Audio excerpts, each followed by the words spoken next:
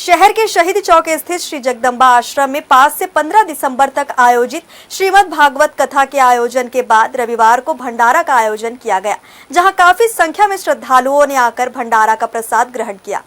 बीते 5 दिसंबर से संगीतमय श्रीमद् भागवत ज्ञान कथा यज्ञ का आयोजन किया गया था, जहां प्रयागराज से पधारे पंडित रविंद्र दत्त तिवारी के श्रीमुख से निरंतर श्रीमद् भागवत कथा की अविरल धारा प्रवाहित हो रही है।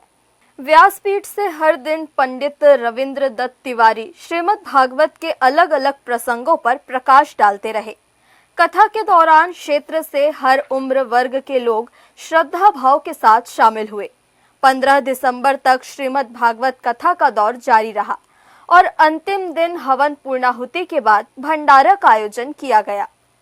कथा के माध्यम से भगवान आपके हृदय तक जाते हैं। प्रविष्टः करणरंध्रेण स्वनाम भाव सरोरुहम्। भगवान श्री राम की असीम अनुकंपा से मनुष्य जन्म को सार्थक बनाने के लिए हमारे ऋषियों ने जो अमृत स्वरूप श्रीमद् भागवत महापुराण की रचना की, जिसको श्रवण करके मनुष्य जन्म मरण के बंधन से मुक्त हो जाता है और उसके अंतःकरण में ज्ञान भक्ति और वैराग्य का उदय होता है, तथा वह अपने इस मनुष्य जीवन में अपने कर्म को सुचारू रूप से करने लगता है, क्योंकि योग का अर्थ है योगः कर्मसु कौशलम। यह श्रीमद् भागवत कर्म की कुशलता सिखाता है। वह अमृतमय कथा श्री राजनारायण मिश्र के सरसमयी भावना के द्वारा रायगढ़ में श्री जगदम्बा आश्रम में आयोजित किया गया। आज जो है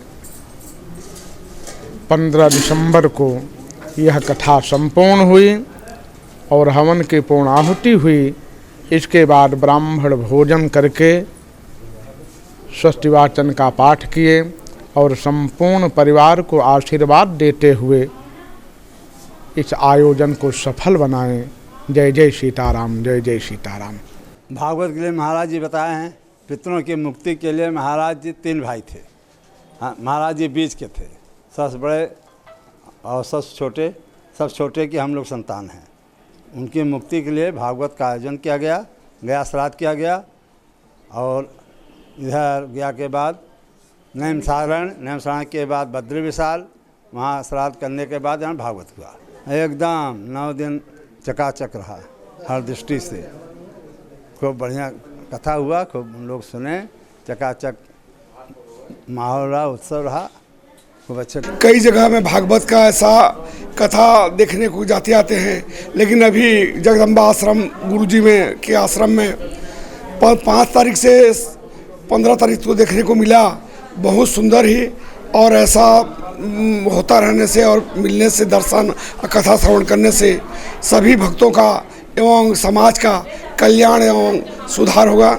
और भगवान से प्रार्थना है कि ऐसा संतों का, ऐसा कार्यक्रम का हमेशा मिलते रहना चाहिए। और बहुत सुंदर ही भागवत कथा हुआ और हम सब संतोष हो गए। अमृत गिरा और ये अमृत रस पान करके हम धन्य हो गए, और संतों का, कथावाचक लोगों का, ये जगह का भी धन्य है। लोग भी पूरे भक्ति भाव के साथ तल्लीन होकर श्रीमद् भागवत कथा की गंगा में गोते लगा रहे हैं। कथा के दौरान बीच बीच में भजनों के आनंद से कथा स्थल में मौजूद हर कोई भाव विभोर हो उठा। हर्ष न्यूज़ के लिए राहुल अधिकारी की रिपोर्ट।